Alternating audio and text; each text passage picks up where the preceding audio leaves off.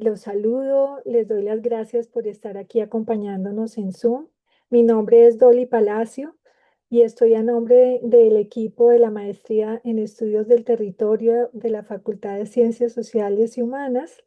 Hoy abrimos nuestra primera charla de nuestro espacio abierto académico que hemos llamado Territorios en Diálogo. Este espacio quiere abrir la maestría a la conversación abierta y un poquito por fuera de las aulas para trabajar temas que estamos tratando en la maestría. También estamos en el marco de la Semana Policarpa, que es la semana que trabaja la universidad o busca la universidad para conmemorar y dialogar en torno a los problemas de las mujeres trabajadoras, de las mujeres en un sentido más amplio, de hablar de la perspectiva feminista y de género en esta Semana Policarpa, en tener en cuenta también esta perspectiva política, crítica, pero también creativa en la construcción social digamos, de unas comunidades más justas y equitativas. Hoy entonces en Territorios en Diálogo tenemos como invitada muy especial y agradecemos mucho su presencia a Mara Viveros Vigoya. Mara es profesora titular de la Universidad Nacional de Colombia, es cofundadora de la Escuela de Estudios de Género de la misma universidad. Ella misma se define como activista y académica comprometida con el feminismo crítico y ha investigado en su larga y muy prolífica carrera cómo se han entrecruzado para la construcción social la clase, el género, la sexualidad y la raza en América Latina desde una perspectiva crítica. Y bueno, entre sus muchos libros, hay uno muy reciente que ella nos comparte que se titula Interseccionalidad, Giro de Colonial y Comunitario, que está publicado en Claxo y es de acceso abierto. Y yo creo que sobre este y otros temas más de actualidad inclusive, hoy pues vamos a poder hablar de esta noción, ¿no? De interseccionalidad vista desde una perspectiva territorializada, es decir,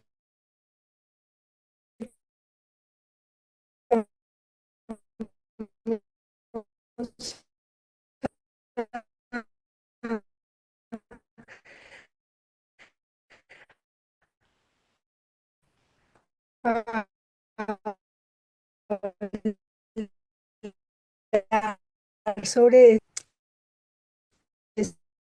investigación de, de la socio con el fin de entender esos aspectos que tienen las relaciones de poder, la jerarquización entre las distintas dimensiones que construyen los sujetos humanos y sus interrelaciones entre ellos, entre nosotros y nuestros entornos y nuestros relacionamientos más amplios con otras entidades vivas, con otros seres que también construyen y sostienen nuestra vida. Entonces, pues sin más, yo quiero darle la bienvenida a Mara y conversar hoy contigo frente a esta propuesta que nos traes, abrir preguntas sobre este enfoque que, como tú misma lo dices en tu libro, pues Gracias, Dolly. nos llevas a reflexionar sobre muchas cosas. Entonces, bienvenida. Muchas gracias, Dolly. Espero que me estén escuchando bien, porque acabé de ver el avisito del ancho de banda bajo, pero bueno, Ok, realmente estoy muy contenta de poder estar con ustedes acá. Realmente es un gusto ser invitada por ti, Dolly, también por la calidez con que acoges a las personas invitadas y con la que convocas a este espacio abierto de la maestría en estudios del territorio. Así que gracias. estoy contenta de inaugurar este año, este espacio. Y además de agradecerte a ti, también quiero agradecer a Fernando Monqui y a todo el equipo organizador coordinador que sostiene la Semana Policarpa en el Externado. Creo Muchísimas. que esta posibilidad nos permite articular mi reflexión, como tú decías, por una parte en torno a lo que es el espacio del territorio, pero también a la historia de la interseccionalidad como uno de los mayores logros del pensamiento feminista contemporáneo. Entonces estoy contenta también de presentar esto. Y si quieres, yo organicé mi presentación en dos bloques. A mí me gustaría de todas maneras eh, poder hacer una genealogía de la interseccionalidad y explicar de manera muy breve en qué consiste, cuáles han sido sus principales debates, antes de que entremos pues, en materia en relación con la interseccionalidad y el espacio del territorio. Yo tengo una Excelente. presentación que voy a compartir, me cuentan si la están viendo. Muy bien, excelente. Perfecto. Hola, estoy viendo, creo que está en modo todavía, Ahora sí, ¿verdad? sí, creo que podrías ponerlo en modo presentación en eso. Perfecto, ahí está perfecta. Está bien. Entonces la titulé brevemente Interseccionalidad, claves, debates y desafíos. Y como les decía, voy a presentar una genealogía, un recorrido histórico de la interseccionalidad. También voy a puntualizar qué entendemos por interseccionalidad hoy y la diferencia entre perspectiva y enfoque interseccional. Excelente. El cuarto punto de oportunidades y dificultades para su implementación lo vamos a hacer en relación, focalizándonos fundamentalmente en relación entre interseccionalidad, espacio y territorio. Así que, sin más, voy a pasar a la genealogía y el recorrido Perfecto. histórico, que sería la primera. Adelante. ¿Sí me están escuchando? Sí, perfecto, Mara. Muchas Qué gracias. bueno, Adelante. qué bueno. Bueno, lo primero que voy a señalar es que la interseccionalidad busca dar cuenta de esa percepción cruzada, y más que cruzada, imbricada de las relaciones de poder. También la interseccionalidad lo que hace es identificar la especificidad de las experiencias de opresión y privilegio. Es un enfoque que no es novedoso dentro del feminismo y de hecho ya se ha dicho numerosas veces que distintas teorías feministas habían abordado el problema de esta percepción cruzada de las relaciones de poder antes de darle un nombre. El problema de estas exclusiones que genera no ver las relaciones de poder imbricadas han circulado desde hace un buen tiempo en distintos contextos históricos y geopolíticos diversos. Y en ese sentido, es interesante mencionar que hay distintas genealogías, distintos recorridos históricos que conducen a la interseccionalidad. También quiero puntualizar que aunque mi reflexión sobre interseccionalidad no excluye totalmente las cuestiones identitarias, mi modelo analítico se focaliza en una reflexión sobre el poder. Esto me parece importante porque también estamos en un momento en que hay un gran reconocimiento de las cuestiones identitarias, pero donde este reconocimiento que es positivo también ha generado fragmentaciones y a veces se entienden las identidades como atributos personales y no como relaciones sociales que se entrecruzan y se afectan mutuamente para generar entramados de dominación. Yo voy a contar una genealogía que le da un valor muy importante al movimiento feminista negro de las Américas. Voy a hablar de los años, finales de los años 70, donde a la vez en los Estados Unidos, pero también en América Latina, se hicieron propuestas desde lo que se llamó en los Estados Unidos el feminismo de color y el black feminismo, para justamente dar cuenta de estas relaciones entrecruzadas de poder. Aquí yo muestro el grupo que me parece muy interesante, la colectiva del Río Combate. Como ven, mujeres jóvenes, mujeres empobrecidas, mujeres lesbianas que se sentían excluidas de todos los movimientos de liberación que estaban en plena eclosión en ese momento. Es decir, no se sentían incluidas por el movimiento feminista, que básicamente estaba centrado en las problemáticas de las mujeres blancas de clase media estadounidenses, pero también se sentían excluidas por parte del movimiento de liberación negro, que entendía al sujeto de este movimiento como un sujeto masculino. Y por otra parte, en el feminismo también se había dado un énfasis en las relaciones heterosexuales, dejando de lado todas las posiciones disidentes sexuales. Les quería mostrar esta foto que no es muy común de ellas muy jóvenes, reuniéndose para precisamente pensar estas problemáticas. Esta otra imagen es de una manifestación en que las mujeres llamadas o reunidas en torno al feminismo de color, que reunía no solamente a las mujeres feministas negras, sino también a las mujeres asiáticas, a las mujeres chicanas, a las feministas tercermundistas en general. Este feminismo buscaba desafiar la homogeneidad justamente del sujeto político feminista. En particular, exigiendo que se reconociera el racismo que también estaba presente en las interacciones con las feministas estadounidenses blancas.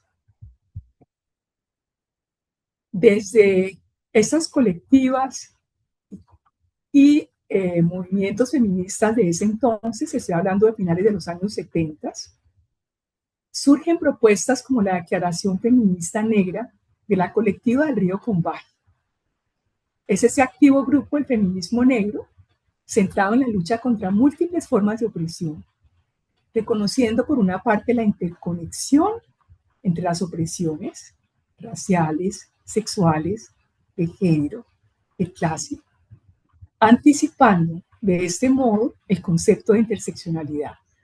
También las invito a leer esta declaración feminista negra de la colectiva del Río Combahee, que se encuentra disponible también en línea.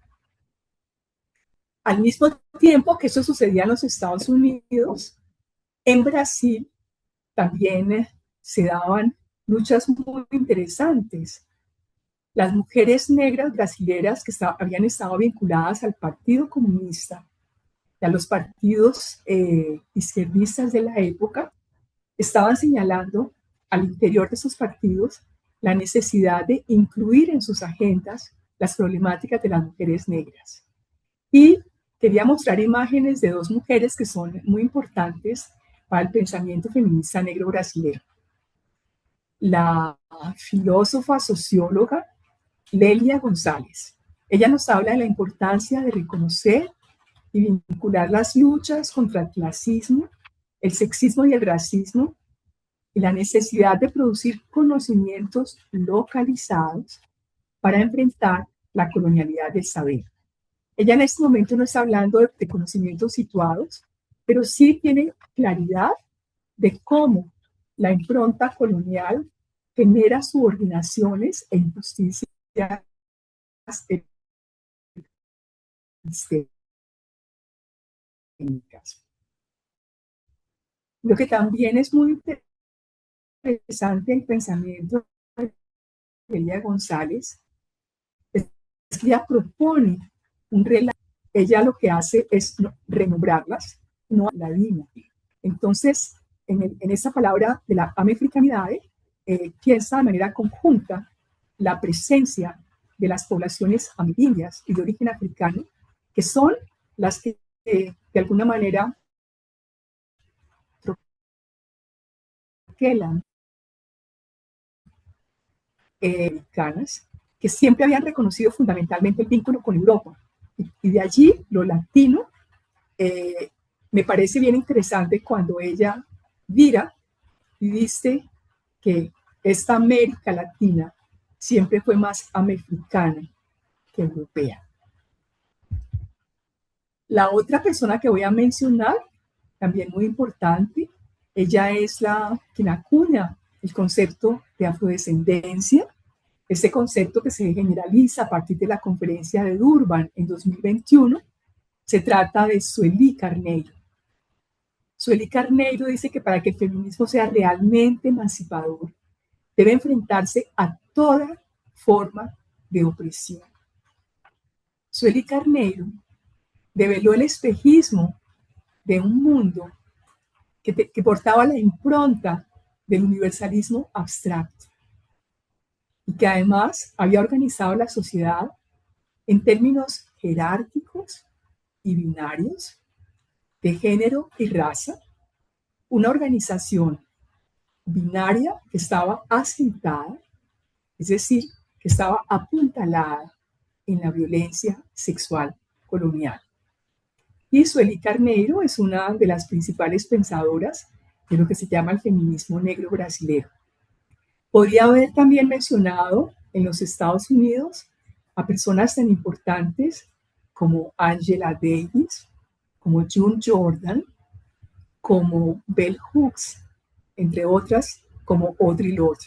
Pero quise fundamentalmente centrarme en estos cuatro, los dos colectivos estadounidenses y esas dos pensadoras afro-brasileras, porque me parece que rompen con el relato canónico que se ha hecho sobre la interseccionalidad, que se vincula fundamentalmente con la abogada afroestadounidense Kimberly Crenshaw.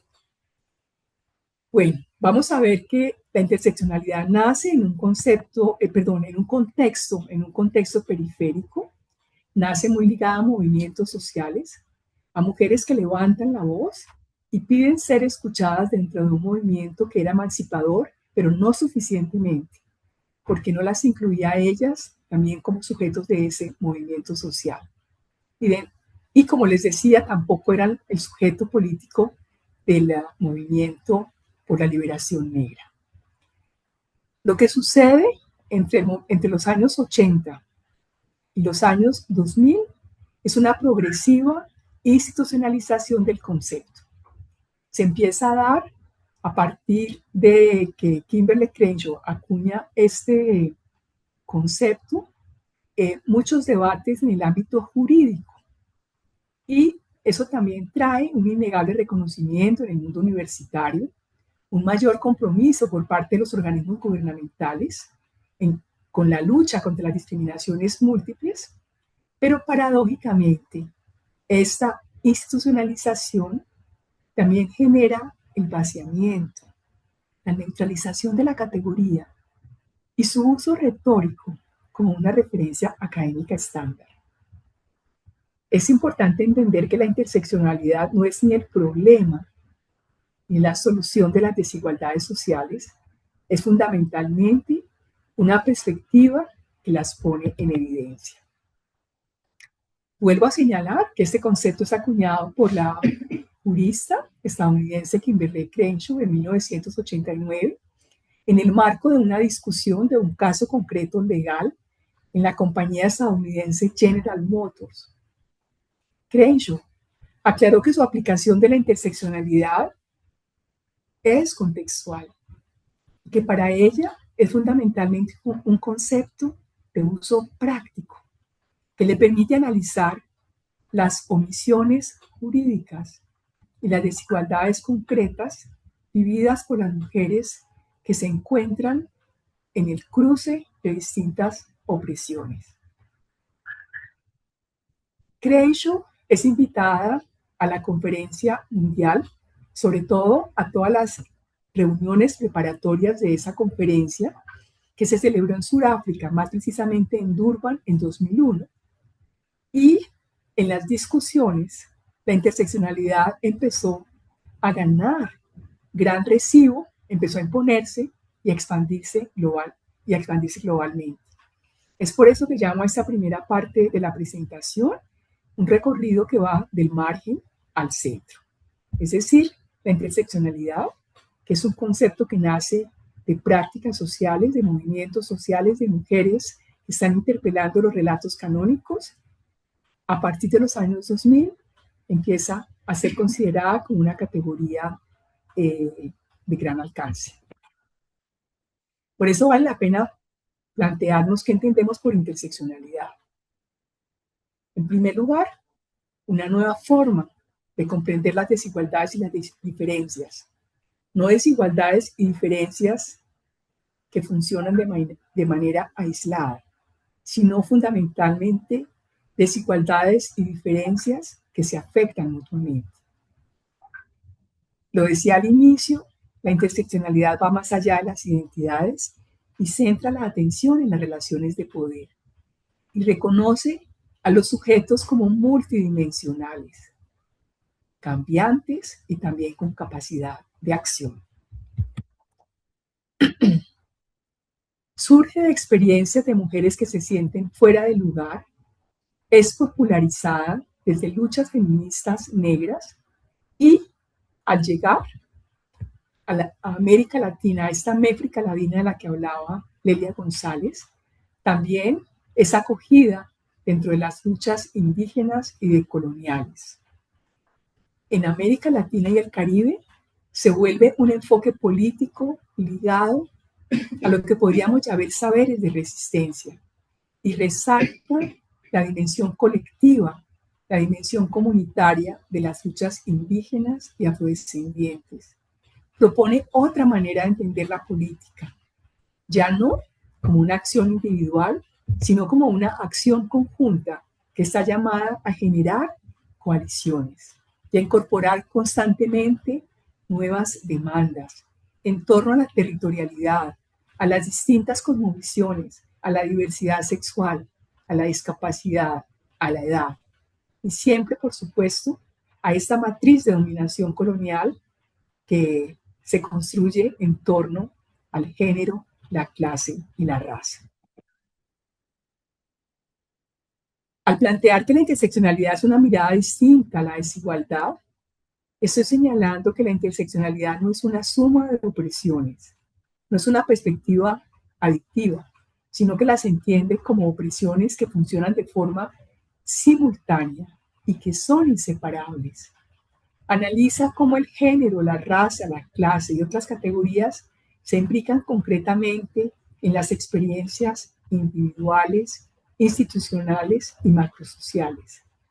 Y al mismo tiempo permite comprender cómo esas experiencias de opresión se viven de forma singular. Por eso hablamos de la especificidad de las experiencias de la opresión. La interseccionalidad tiene un potencial transformador en la medida en que fomenta solidaridad entre distintos movimientos para combatir distintas opresiones. Desplaza el sujeto político hacia una coalición interseccional entre distintos grupos sociales que han sido minorizados.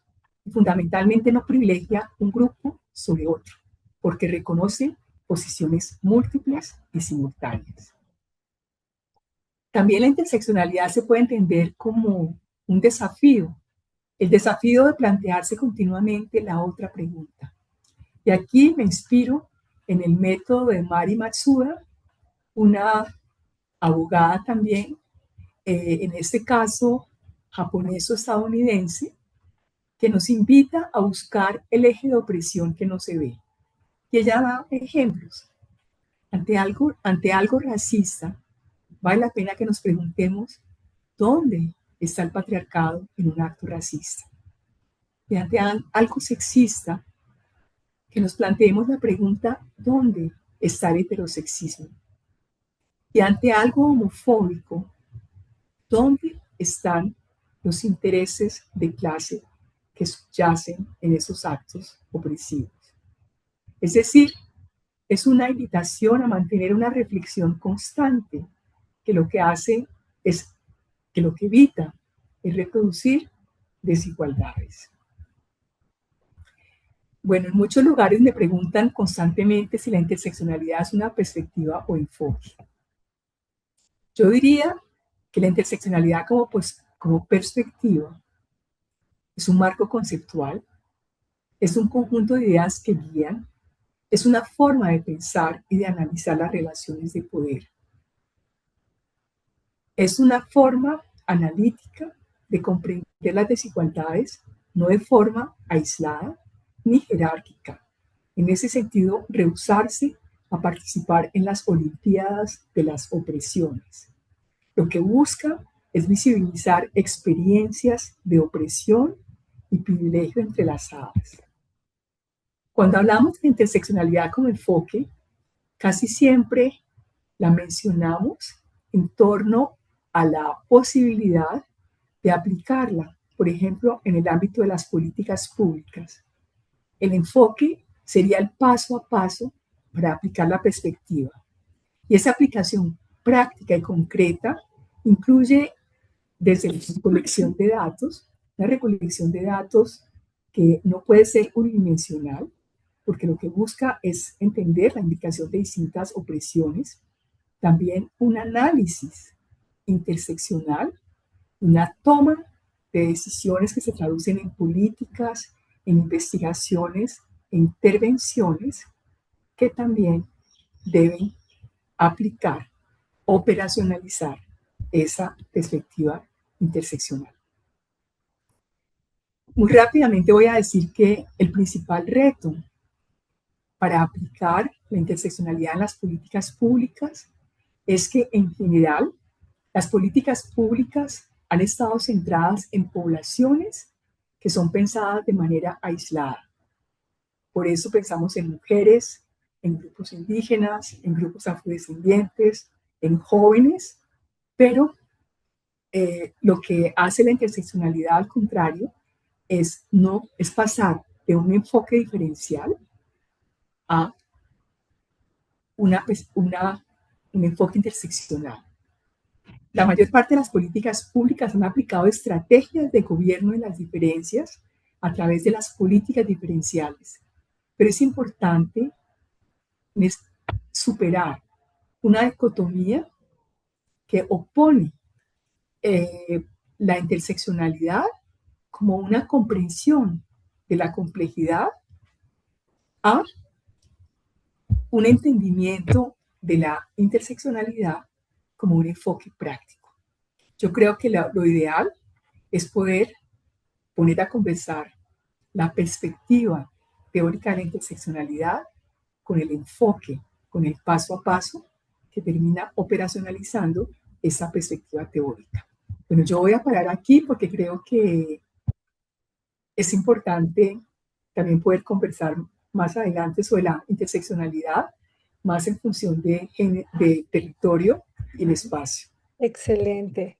No, pues Mara, quisiera como aprovechar para puntualizar y resaltar, digamos, algunos de los aspectos de esta primera parte, y es que nos invitas a mirar justamente como esa perspectiva sociohistórica, no es, digamos, un concepto en abstracto, sino en unas realidades concretas que emergen de la historia de las mujeres, y creo que eso es muy potente, ¿no? O sea, hay unas mujeres que tienen una percepción de su existencia frente a un conjunto de posibilidades donde ellas no se están viendo representadas y donde su capacidad de agencia y de organización, digamos que van a generar un movimiento hacia la construcción de, digamos, de una mirada distinta, ¿no?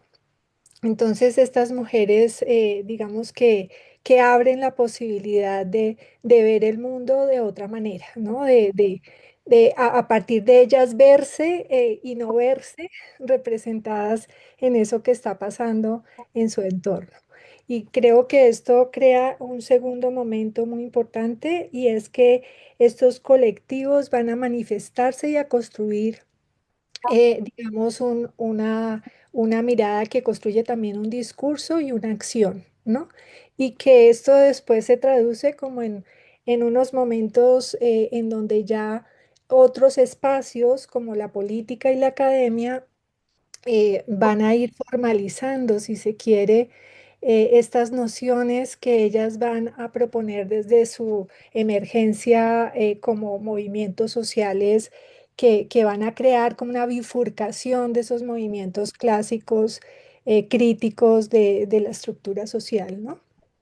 Y finalmente, pues nos ofreces una mirada ya más seguramente epistemológica cuando nos hablas de perspectiva y enfoque, epistemológica y metodológica, ¿no? Diría que caes ya al final en mostrarnos cómo esta mirada que emerge desde la acción política de las mujeres mismas se convierte en una posibilidad epistemológica para entender el mundo desde esta imbricación que nos lleva también como a una ontología relacional, ¿no? Y ahí es donde creo que podemos pasar a ese segundo momento donde tal vez ver esa imbricación también en esas relaciones socioterritoriales y socionaturales, ¿no es cierto? Donde las mujeres en particular y todas estas diversidades en relación con digamos, con la raza, con estas perspectivas, digamos, con estas dimensiones más bien que nos construyen y nos hacen en las interacciones con otros, pues generan también otras imbricaciones en lo territorial y en lo socionatural. Pero entonces no sé si con esto seguramente podríamos entonces pasar a esta segunda parte. ¿Perdimos a Mara o me parece? No, no, te estoy escuchando bien. Espero que Perfecto, ustedes también me sigan escuchando. Si yo excelente. quería, yo voy a citar desde las geografías feministas y la forma en que comprenden el espacio. Ujú. eh, Se te está, te veo como congelándote a ratos, Mara.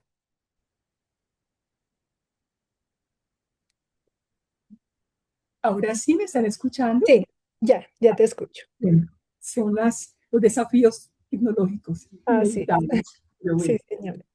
sí quería en este segundo bloque ya empezar a hablar de las geografías feministas y de la manera de su comprensión del espacio. Ujú. Eh, no como un contenedor vacío y Así es. neutral, sino como un constructo social que es producido por relaciones económicas, políticas y culturales. Entonces, para las geógrafas feministas, lo que ha puesto en evidencia es cómo el espacio está generizado y regulado por normas sociales, y esto va a implicar que no todos los cuerpos pueden moverse con la misma libertad, y cómo el acceso a los lugares está mediado por relaciones de género, clase, raza, edad, y eso también va a determinar que ciertas actividades se consideren propias de determinados espacios. El ejemplo clásico es la división entre el espacio público y el espacio doméstico, donde históricamente el primero ha sido ocupado pues, por cuerpos masculinos o masculinizados, y el segundo por mujeres o por cuerpos feminizados. En ese sentido, el espacio constituye el campo donde se organizan y se experimentan las relaciones sociales. En cambio, y pues es justamente el tema de la maestría, el territorio se va a referir al espacio cuando está habitado, cuando está apropiado, gobernado, disputado por distintos actores sociales. Esto implica que hay relaciones de poder en acción, que están decidiendo quién usa el espacio. También relaciones económicas, que nos van a señalar quién controla los recursos y cómo se distribuye, pero también por relaciones culturales que van a determinar quién se reconoce como parte de un lugar. En otras palabras, el territorio se construye a través de prácticas de apropiación y de poder. Y desde un enfoque interseccional, el territorio se puede leerse como un espacio en el que se entrecruzan esas múltiples relaciones de poder, configurando de manera diferenciada las experiencias de quienes habitan se apropian, gobiernan o disputan un espacio. Y también voy a dar ejemplos sencillos como el que se puede observar en las zonas rurales, donde las comunidades, puedo tomar el ejemplo de una comunidad afrodescendiente que vive de la pesca artesanal. Cuando llega un proyecto extractivo, ya sea un proyecto minero o al contrario, un monocultivo, no todas las personas del territorio se van a ver afectadas de la misma manera. Las mujeres que combinan la pesca con el cuidado del hogar, con la recolección de alimentos en los manglares, van a experimentar la transformación de su territorio de forma distinta a los hombres jóvenes de la misma comunidad que pueden migrar, por ejemplo, en busca de otros trabajos. Y así vemos cómo el género, en este caso la edad, la generación, se van a entrecruzar para producir experiencias territoriales diferenciadas. En términos metodológicos, la interseccionalidad nos va a invitar a desarrollar enfoques de investigación que sean capaces de articular distintas escalas de análisis. Por un lado, van a hacer referencia a dinámicas estructurales que organizan la distribución del poder y de los recursos en el espacio, pero también van a dar cuenta de la microescala, de la microfísica del poder y de las experiencias cotidianas, mediante las cuales las personas construyen sentidos de pertenencia, sentidos de arraigo y desde las cuales cuidan el territorio.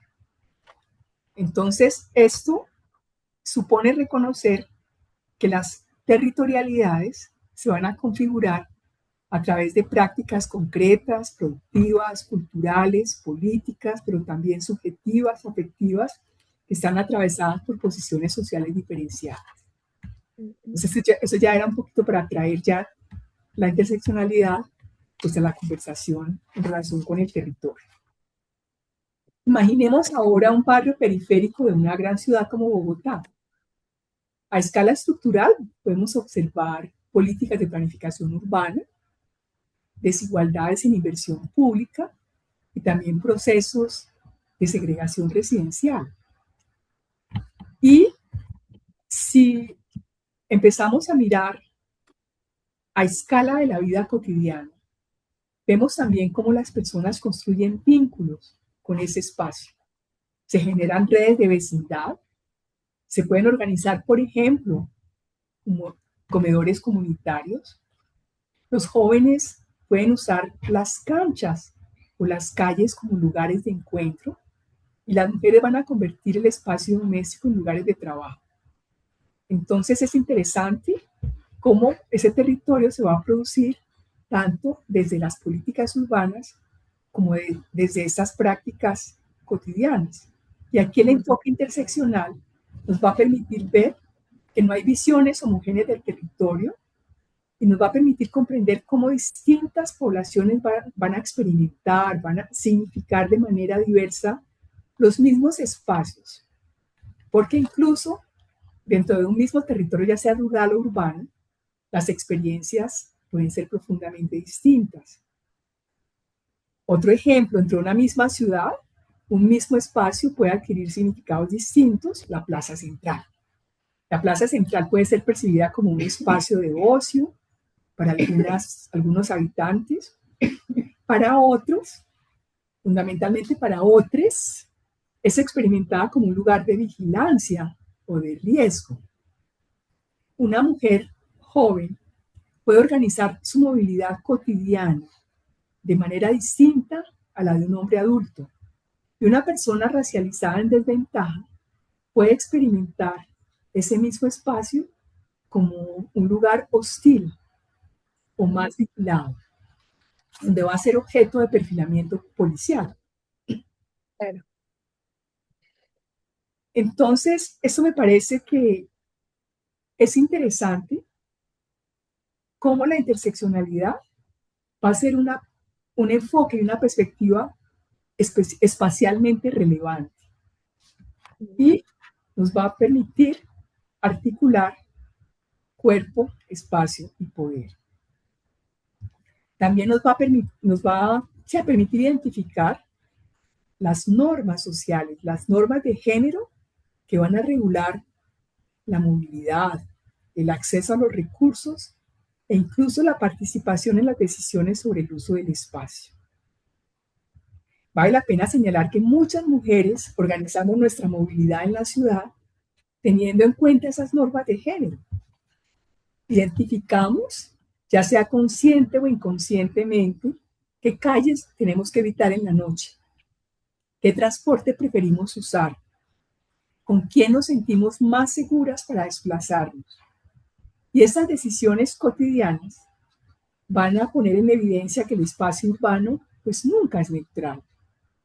Y mientras algunos cuerpos pueden moverse con relativa libertad, otros, fundamentalmente otras, deben desarrollar estrategias permanentes de protección. Ujú, La interseccionalidad pone en evidencia estas dinámicas que son complejas porque son como el punto de encuentro de distintas dimensiones de desigualdad. ujú, Porque incluso ninguno de esos grupos es homogéneo. El grupo de jóvenes no es homogéneo, tampoco las experiencias territoriales de las mujeres son las mismas. Van a variar según su procedencia social, según su pertenencia étnica, racial, según su cultura regional.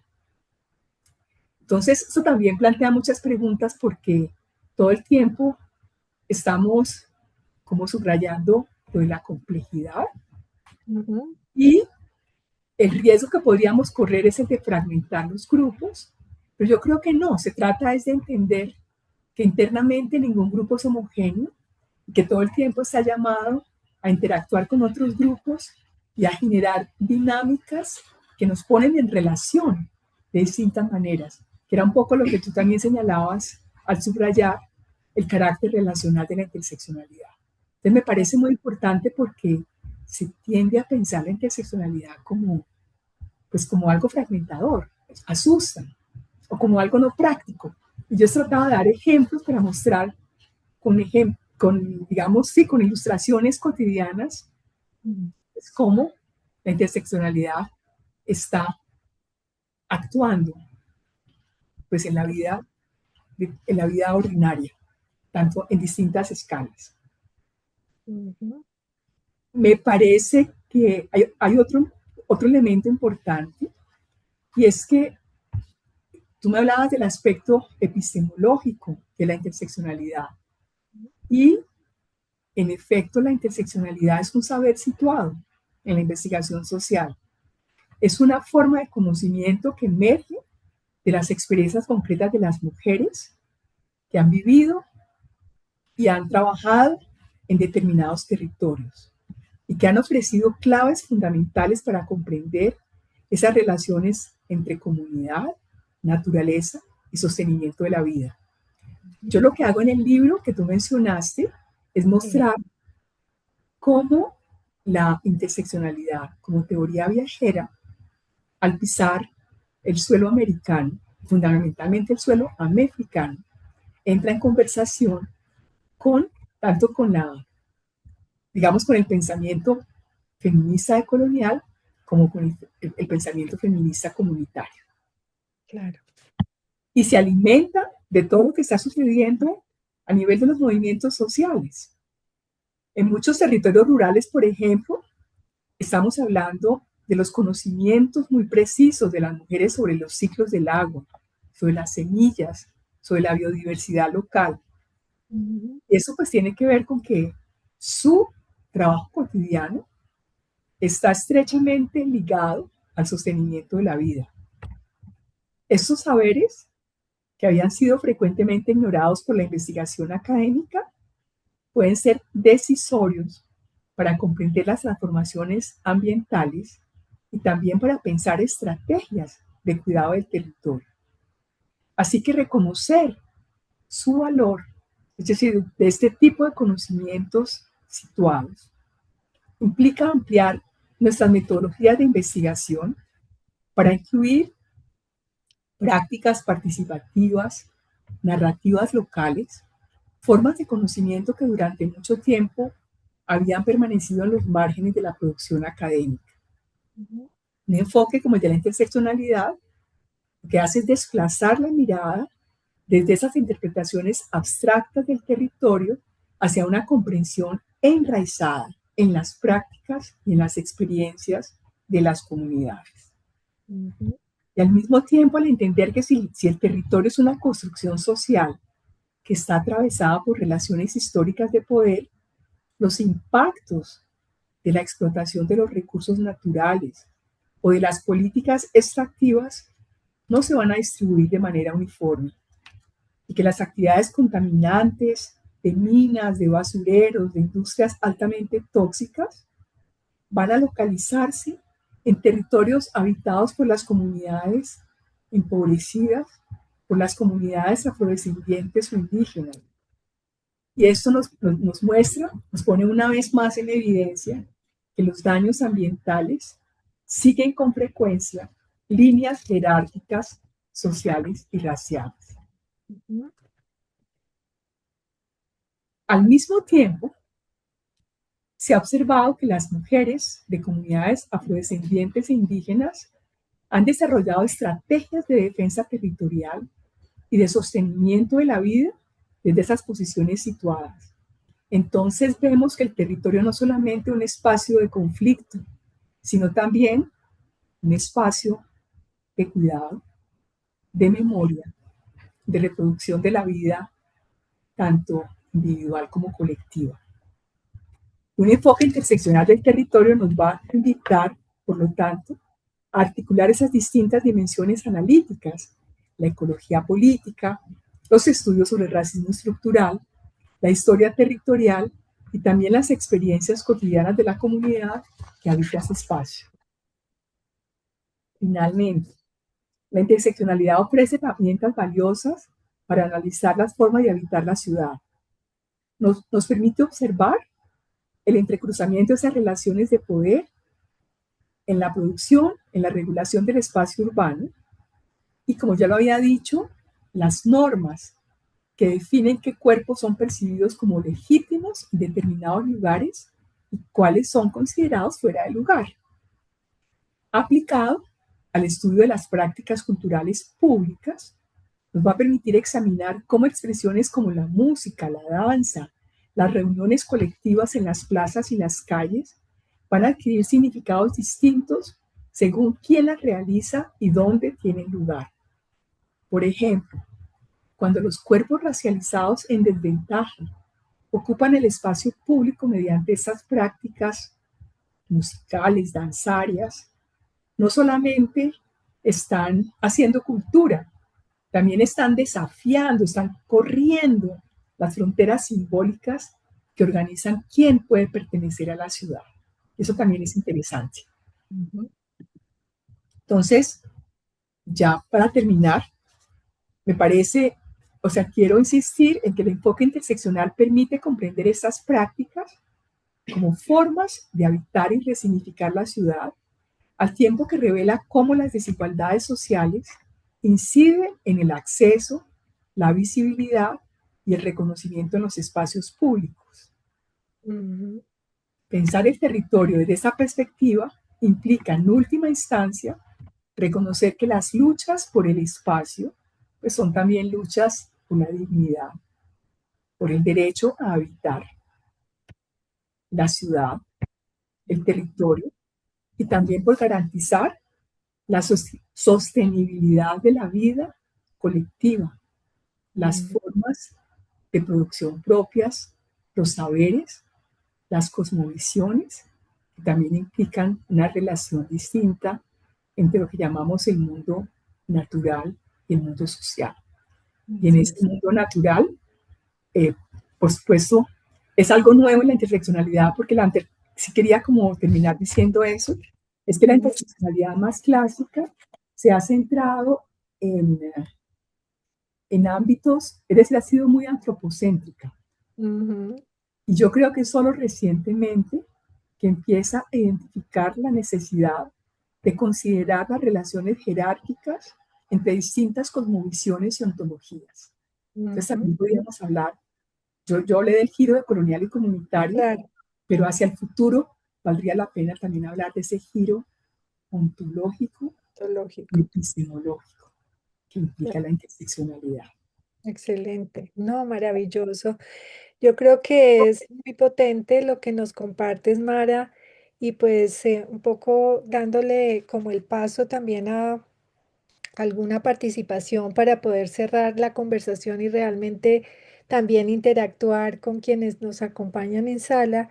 Quisiera como hacer énfasis en esa importancia de la noción como palabra y como término, pero también como significado de lo que significa intersección, ¿sí? Porque intersección es un elemento que combina y como tú muy bien lo has dicho, y combina en donde hay escalas espaciales y temporales en el sentido de lo histórico, de la profundidad histórica, y de cómo esa interseccionalidad combina esa multidimensionalidad humana, que no es individual, sino que también es colectiva y que nos abre caminos en lo que yo diría que nombras al final muy interesante, que es la transgresión, o sea, el ir más allá de lo estructuralmente establecido, ¿cierto? A veces pensamos o digamos que vemos como la punta del iceberg de lo social, la estructura, ¿no? O sea, la estructura, el Estado, el mercado, como todas esas nociones institucionalizadas del hacer humano, pero realmente esa estructura es respuesta o también configuración del poder, de lo hegemónico, pero al mismo tiempo debajo de todo, de toda esa mirada, digamos, estructural, debajo en el sentido profundo de la interacción humana, pues ocurren muchas cosas que van diversificando y construyendo nuevas posibilidades de vida, ¿no? Y yo creo que ahí es muy significativo lo que los seres humanos hacemos con estas acciones colectivas que pueden ser transgresoras o insurgentes o que van más allá de la regla construida porque nos miramos distinto y decimos aquí hay otras maneras de ver el mundo y de transformarlo, ¿no? Entonces, pues yo creo que pues son muchos elementos los que nos das, nos ofreces y pues sí me gustaría si hay alguna persona dentro del grupo que está acá que quisiera hacer alguna pregunta o interactuar contigo frente a una inquietud. Entonces, pues vamos a dar un poquito como esa oportunidad de que quienes nos acompañan también interactúen contigo. Entonces, bueno, veo varias manos levantadas. Voy a mirar aquí un poquito en la parte de la participación y veo a Javier Olaya primero y a Nicole Bello. Por favor, adelante en ese orden. Buenas tardes, ¿me escuchan bien? Sí, te Sí, escuchamos bien, Javier. Y vale, no, pues en primer momento como agradecerle a la profesora Dolly y a la profesora Mara por la charla. Yo tengo una pregunta en relación a un concepto que Mara nos plantea, que era el de experiencias territoriales diferenciales. Porque esto sobre todo me hace preguntarme sobre cómo posterior a la aplicación de la interseccionalidad podemos comenzar el trabajo de intervención dentro de los territorios que han sufrido violencias. ¿Por qué? Porque me hace preguntarme sobre en qué enfocar el trabajo. Sobre todo pienso como en dos unidades, una que tiene que ver como eh, por la resignificación de esos espacios para las víctimas o para las personas que han sufrido violencias de manera sistemática, o si centrarse en el trabajo con las poblaciones o grupos que han sentido esos espacios de manera violenta a través del tiempo. Y sobre todo, cómo se puede mantener a través del tiempo esas experiencias territoriales diferenciales, porque creo que no lo sé, tal vez es un sesgo mío, pero no sé si nos estamos centrando mucho en la intervención en los territorios, pero no en la pervivencia de esa intervención. O bueno, no sé si llamarlo intervención, pero pues más o menos es como para hacerme un poco de entender. Sí, es un poco la pregunta. Muchísimas gracias. Muy bien, Muchas gracias. gracias, Javier. Sabes que voy a tomar varias. ¿Cierto? Exacto. Tomamos un grupito y tú respondes integralmente. Perfecto. Exacto, muchas gracias. Muchísimas gracias. Entonces, adelante, Nicole y después Patricia. Hola, ¿ahí me escuchan? Ah. Escuchamos, Nico. Bueno, de antemano, muchas gracias también como por el espacio. Em, bueno, ahora sí procedo con la pregunta. Yo quería hacerte una pregunta respecto a esta relación con pues, con lo urbano, digamos particularmente con Bogotá. Como desde tu perspectiva también dimensionas esta cuestión desde de la interseccionalidad, entendiendo que digamos que gran parte de la historiografía de Bogotá se ha ligado como mucho a lo blanco mestizo. Y pues desde allí, por ejemplo, las experiencias racializadas muchas veces se espacializan en otros lugares, pero nunca en una ciudad como Bogotá, ¿sí? Eso por un lado. Y por el otro, también hablaste como mucho del lugar de las mujeres racializadas, todo este tema. Y quería preguntar cómo desde ese lugar también de la misma interseccionalidad, cómo se analizan también los cuerpos masculinos racializados, ¿no? Porque también creo que pues hay allí una hipersexualización que no vivencian los cuerpos masculinos blancos o blanco mestizos. Y ya eso es. Muchas gracias, Muchas Nico. gracias, Nicole. Excelente. Entonces, ahora Patricia, adelante. Hola, Patricia. Hola, ¿cómo Bienvenida. está? Qué gusto Profesora verte. Mario, buenas tardes, profesora Mario, buenas tardes, colegas. Muchísimas gracias por la presentación. Yo lo escuchaba y quisiera plantearle una pregunta desde mi perspectiva, digamos, y creo que eso también implica un poco de contexto. Yo soy analista de políticas públicas y en el mundo de las políticas públicas, en particular en las discusiones sobre los derechos de las mujeres, las intervenciones pues han oscilado en distintas fórmulas, maneras, no solamente en Colombia, sino en el mundo. Pero claramente, en particular en la agenda latinoamericana, las intervenciones a través de acciones afirmativas han sido muy marcadas, han sido pues privilegiadas en la lógica de la acción estatal e incluso también de las reivindicaciones de los movimientos en el orden nacional y territorial. En ese contexto, cuando usted habla sobre la interseccionalidad, más ya desde la perspectiva tal vez de metodología, enfoque, plantea que este es un ejercicio más, diría yo, transversal, como una forma de interpretar lo que sucede, los fenómenos, y en consecuencia, si eso es así, y de hecho me llama mucho la atención y me parece muy interesante la interpretación suya porque la comparto, pero si eso es así, cómo esta comprensión dialoga o eventualmente pone en cuestión la predilección por las acciones afirmativas, porque las acciones afirmativas en particular en lógicas de derechos de las mujeres, pues suelen dirigirse a las mujeres cómo entonces uno integra aquí la conversación de la interseccionalidad o si eventualmente ese concepto de interseccionalidad incluso traspasa esa atención de las acciones afirmativas a intervenciones mucho más generales que deberían ser contextualizadas con unas interpretaciones y unas comprensiones de la realidad seguramente mucho más profundas, mucho más robustas con la participación a la cual usted también hace referencia, que permite, por supuesto, reconstruir esas experiencias de manera esas singularidades, integrarlas en versiones e intervenciones mucho más complejas y creo que que superarían la lógica de acciones afirmativas. Eso me queda a mí esa reflexión. Muchas gracias. Gracias, Patricia. Bueno, creo que tenemos un conjunto ya de preguntas interesantes que pueden configurar, digamos, el cierre de esta conversación. para poder seguir avanzando, digamos, en estas preguntas, pues teniendo el tiempo que nos queda, pero muchas personas también pueden ir pensando en si quieren hacer otras preguntas después de esta primera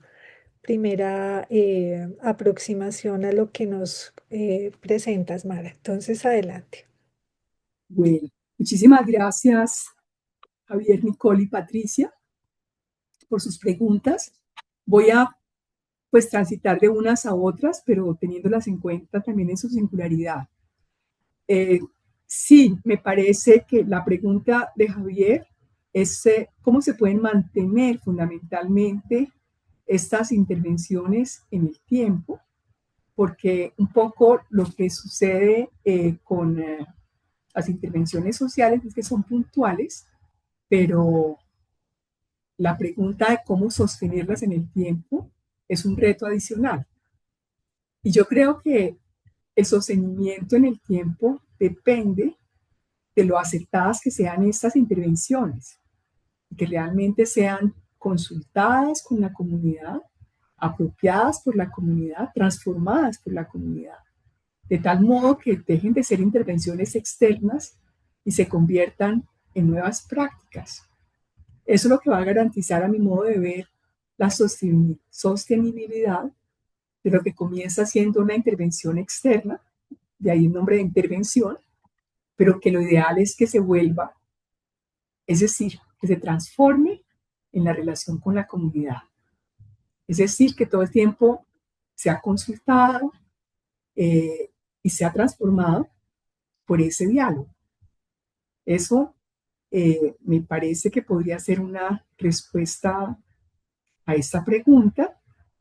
Y en cuanto a la significación de los espacios por la violencia, yo creo que están las dos cosas. Está la significación de los espacios por la violencia, pero también la posibilidad de resignificar esos espacios a partir de tareas colectivas, de tareas comunitarias.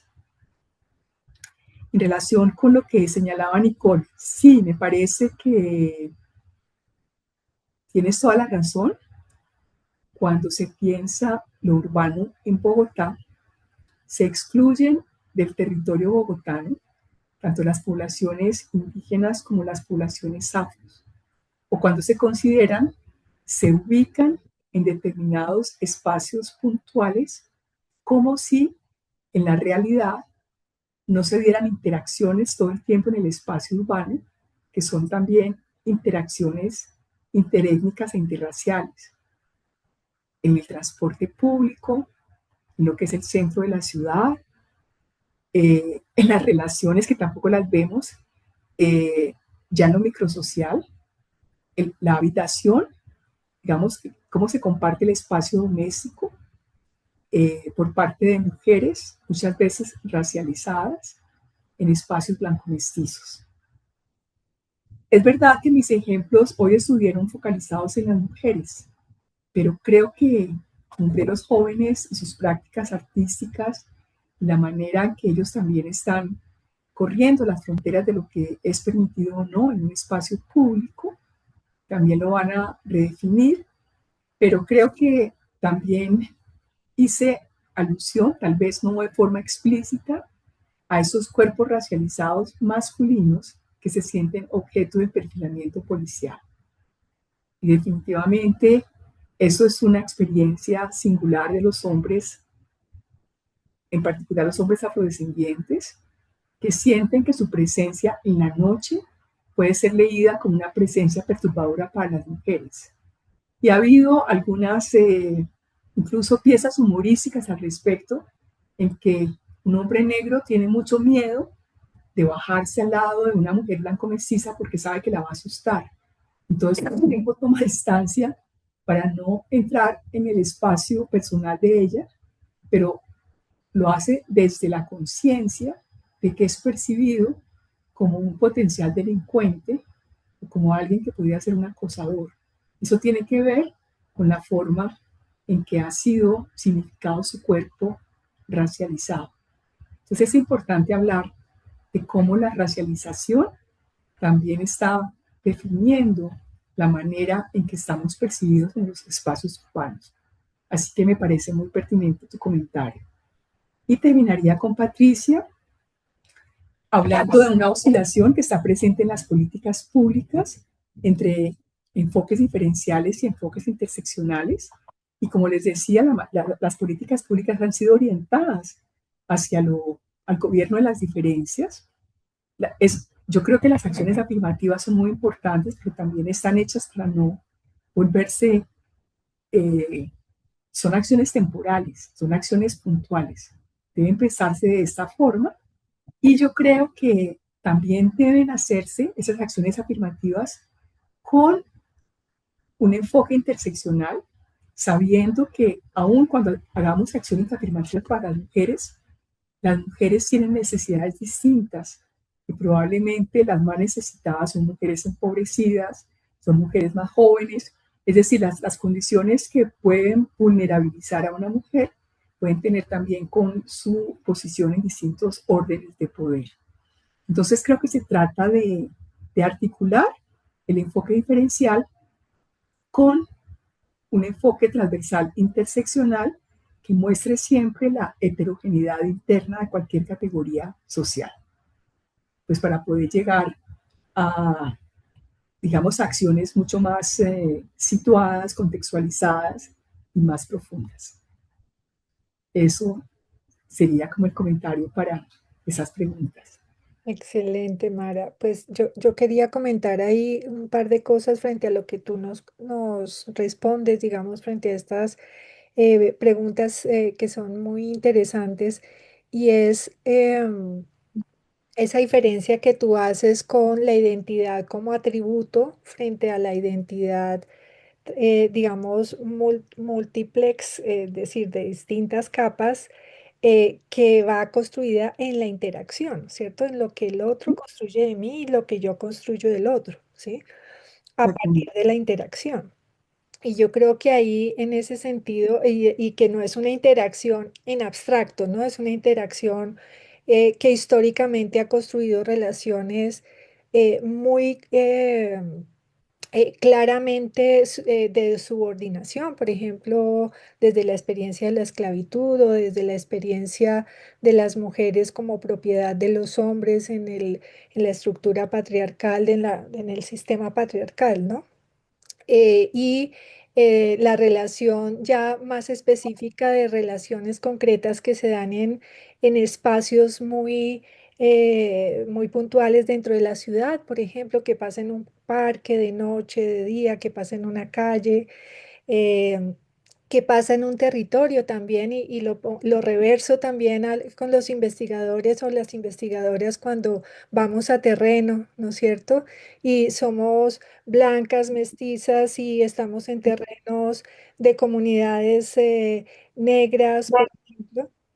Lo digo como una experiencia en donde si eres hombre o si eres mujer, antropólogo, antropóloga, digamos, en un trabajo de campo, interactuando en espacios que también están configurados dentro de una relación de poder, pues también eres leída por los otros, ¿no? Y también esa, digamos, esa autoconciencia de quién soy y de cómo me comporto y cómo interactúo en estos campos de la relación social, pues es un elemento también muy significativo en la transformación de cómo somos leídos y cómo leemos a los otros, ¿no? Porque la investigación no es neutral en ese sentido tampoco, ¿no es cierto? Nosotros también leemos al otro desde nuestros imaginarios, desde nuestras cosmovisiones, y si no las observamos críticamente, o no nos observamos críticamente, también estamos, digamos, incurriendo en esta interseccionalidad, digamos, desigual en las relaciones que construimos en la investigación o en la intervención, ¿no es cierto? Entonces creo que también hay un punto interesante de cómo nos situamos como sujetos políticos, como sujetas políticas en la interacción dentro de la investigación, ¿sí? Entonces creo que esto también puede ser bien interesante o en la intervención social, por ejemplo, para quienes trabajamos en la política pública o en la intervención social, pues allí también ocurren ese tipo, digamos, de muchas veces acciones con daño que no nos damos cuenta a partir de nuestras propias interacciones con los entornos en los que estamos trabajando, observando, investigando o interviniendo. Yo creo que en esos espacios vale la pena todo el tiempo practicar eso de la otra pregunta, Ujú. que me parece un método sencillo pero muy útil. Sí, Yo tengo que señalar que, ya te había comentado, me toca sí, desplazarme hacia la sí, Cinemateca Alterna. sí, hay que ser. Entonces, pero sí quería escuchar la pregunta de Amanda y digamos con eso concluir. Amanda, Perfecto, adelante, ¿cuál es su pregunta? Para... gracias. Bueno, muchas gracias a Mara y a Dori por este espacio. Y bueno, yo quería preguntar más sobre si nos pudieras ampliar un poquito el punto de esa visión, como esa visión antropocéntrica que ha tenido pues este enfoque y cómo se está dando ese giro ontológico y epistemológico, ¿no? Me pareció súper potente esa apertura. Entonces, si me pudieras compartir con nosotros esa apertura que se está dando, ¿no? Gracias. Yo creo que esa apertura nace de las conversaciones entre interseccionalidad, feminismo decolonial y feminismo comunitario. Y creo que ha sido como también el fruto de conversaciones. En algún momento, por ejemplo, en un diálogo que tuve con Silvia Rivera Cusicanqui, ella llamaba la atención sobre ese carácter muy antropocéntrico de la interseccionalidad y cómo, pues por haber sido un concepto que se acuñó en el ámbito del derecho, tenía pues toda la impronta de la modernidad. Entonces creo que ser conscientes de que la interseccionalidad cuando se aplica en ámbitos rurales o donde coexisten distintas visiones del mundo, tiene que tener en cuenta, tener en consideración que también esas visiones del mundo están jerarquizadas y que hay una especie de subordinación e injusticia epistémica, es decir, se privilegian ciertos saberes producidos en ciertos lugares, se ignoran, por ejemplo, como saberes, lo que es producido por fuera del mundo universitario académico, se marginaliza los conocimientos que son el fruto de los movimientos sociales, eso para hablar de lo epistemológico, como digamos los locos de producción del conocimiento, pero también las distintas maneras de relacionarnos con lo que llamamos lo natural, eh, de muchas maneras, desde entender, por ejemplo, los ríos como personas jurídicas, pero también el continuo entre el mundo humano y no humano, la interdependencia entre esos dos mundos. Y también la claridad, la conciencia de que pues, somos habitantes de la casa grande.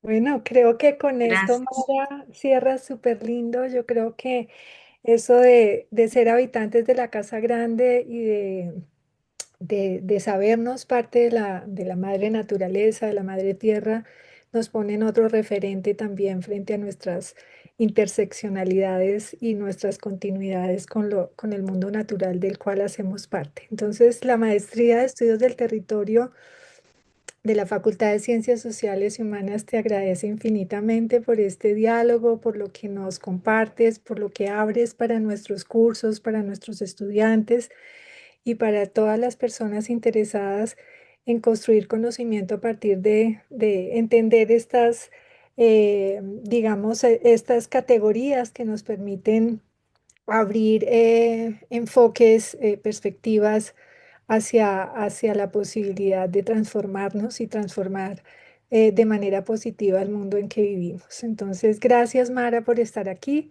Gracias por acompañarnos en estos diálogos territoriales. Esperamos posiblemente continuar esta conversación y pues agradezco a todas las personas que están en sala y a todos los que nos siguen en redes sociales para continuar con este espacio de Territorios en Diálogo.